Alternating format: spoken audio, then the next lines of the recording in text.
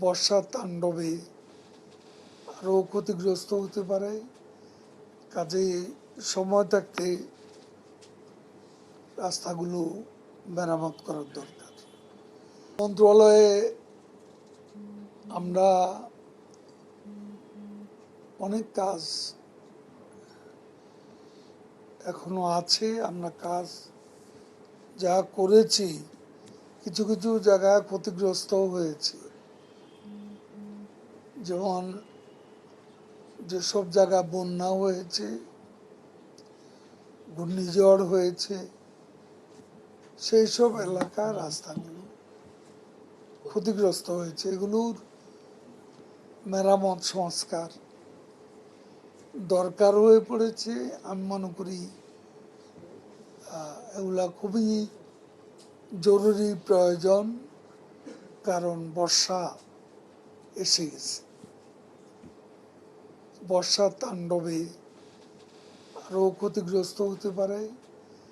কাজে সময় থাকতে রাস্তাগুলো মেরামত করার দরকার। মন্ত্রণালয়ের যে মনিটরিং এবং ভিজিট, এটা অব্যাহত রাখতে হবে। আর আমাদের বড় বড় প্রজেক্টগুলো, সেগুলো যেগুলো বিদেশি, যেমন জাইকা ফান্ডেড বা অন্যান্য বিদেশি ফান্ডে, এডিবি আছে, তারপর চায়না আছে, ইন্ডিয়ান প্রজেক্টও আছে।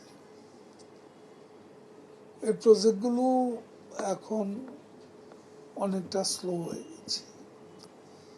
বিশ্বের সংকটটা সব দেশেরই, সবারই বাজেট সংকুচিত এবং তাদের যে অ্যাসিস্ট্যান্স, সেটাও অনেকটা সংকুচিত হয়ে পড়েছে। আমি বলবো এই সংকোচনটা বা কাজের প্রবাহটা স্লো হয়ে গেছে। তো এখানে এটা বিশ্বের কঠিন এক বাস্তবতা মুখে আমরা এগিয়ে চলছি।